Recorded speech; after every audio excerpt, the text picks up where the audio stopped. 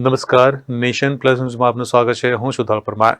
Surat collector કચેરીના સભાખંડમાં જિલ્લા ચૂંટણી અધિકારી અને કલેક્ટર ડોક્ટર સૌરવ પારઘીએ જિલ્લામાં સમાવિષ્ટ 16 વિધાનસભા મત વિસ્તારોમાં આદર્શ આચાર સંહિતાના અમલ અંગે માહિતી આપી હતી. લોકસભાની ચૂંટણીઓ સંદર્ભે ચૂંટણી પંચ દ્વારા વિધિવત ચૂંટણી કાર્યક્રમ જાહેર થયો છે, ત્યારે મુક્ત, ન્યાયી અને નિષ્પક્ષ અને શાંતિપૂર્ણ માહોલમાં ચૂંટણી સંપન્ન થાય તે માટે જિલ્લા ચૂંટણી તંત્ર સજ્જ છે. સુરત જિલ્લામાં આદર્શ આચાર સંહિતાનો ચુસ્તપણે અમલ કરવામાં આવશે. કાયદો અને વ્યવસ્થા જળવાઈ રહે અને લોકશાહીના પર્વમાં જન ભાગીદારી સુનિશ્ચિત થાય તેવા પ્રયાસો અંગે માહિતી આપવામાં આવી હતી. રાજ્યમાં તારીખ 7મી મેના રોજ મતદાન યોજાનાર છે, ત્યારે આ સંદર્ભે સુરત જિલ્લાના નાગરિકોને કોઈ પણ ફરિયાદ હોય તો જિલ્લા કંટ્રોલ સેન્ટરમાં ટોલ ફ્રી નંબર 1800-233-2182 અથવા તો 1950 ઉપર સંપર્ક કરી શકે છે.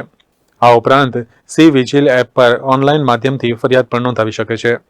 સૌ મીડિયા મિત્રોનું ને આવકારું છું અને આજની આપની પ્રેસ કોન્ફરન્સ આપણે સૌ જાણીએ છીએ કે આજે જે લોકસભાના સામાન્ય ઇલેક્શન્સ જે છે, જનરલ ઇલેક્શન્સ 2024ને આજે ઇલેક્શન કમિશન દ્વારા જાહેરાત કરવામાં આવી છે. આ અનુસંધાને એટલે કેટલીક મોડલ કોડ ઓફ કન્ડક્ટ જે ચુનાવની આદર્શ આચાર સંહિતા જે છે એ હવે અમલમાં આવી છે અને આના અનુસંધાને જે સુરત જિલ્લામાં ને લગતી કેટલીક બાબતોનું હું આપ સમક્ષ જે છે પ્રસ્તુત કરવા માગું છું. જે લોકસભાની સામાન્ય ચૂંટણી 2024માં જે કાર્યક્રમ છે એમાં જાહેરનામું બહાર પાડવાની તારીખ છે 12 એપ્રિલ. એમાં ઉમેદવાર પત્રો ભરવાની છેલ્લી તારીખ છે 19 એપ્રિલ શુક્રવારથી.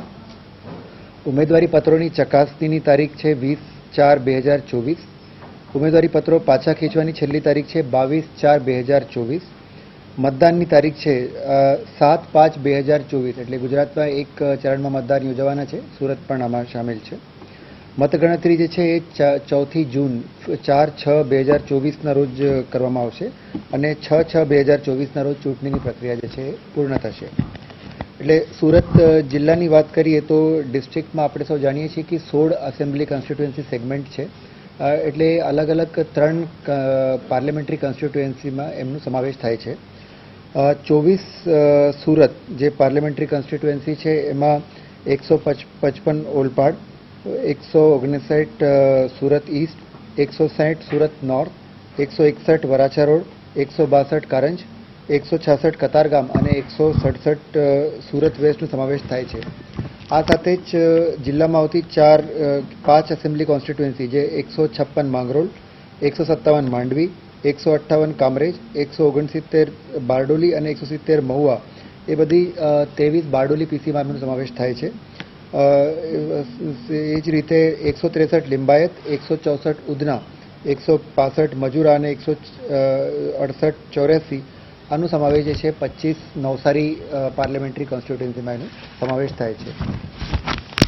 સુરત આખા જિલ્લાની વાત કરીએ તો જે 5/1/2024ના રોજ આખરી મતદાર યાદી પ્રસિદ્ધ થઈ છે એના મુજબ કુલ જિલ્લામાં 47,08,082 મતદારો છે.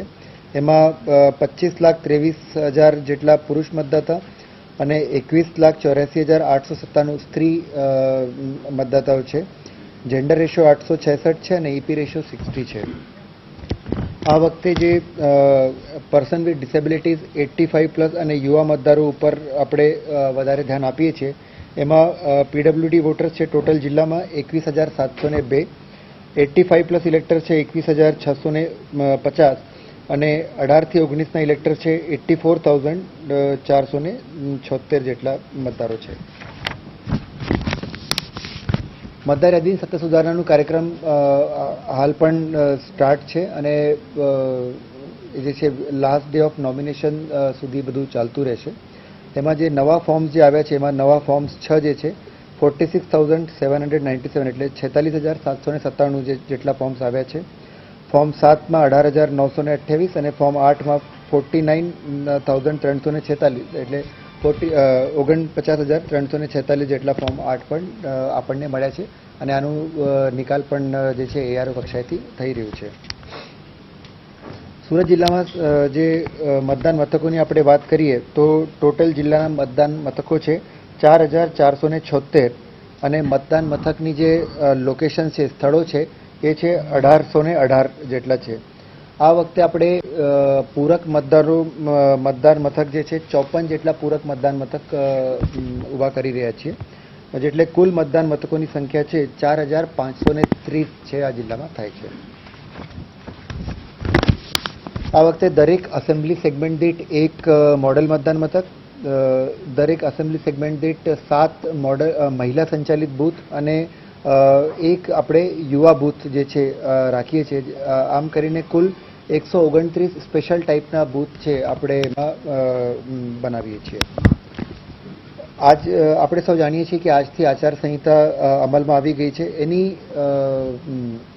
એન્ફોર્સમેન્ટ કરવા માટે અલગ અલગ ટીમો જે છે આપણે બનાવી છે, જેમાં 26 મોડલ કોડ ઓફ કન્ડક્ટની ટીમો, 117 જે છે એ flying squad, 141 static surveillance team, 44 છે એ video surveillance team, 19 video viewing team, accounting team 16 અને અસિસ્ટન્ટ એક્સપેન્ડિચર ઓબ્ઝર્વર 16 આવી ટીમોનું આપણે ફોર્મેશન કર્યું છે.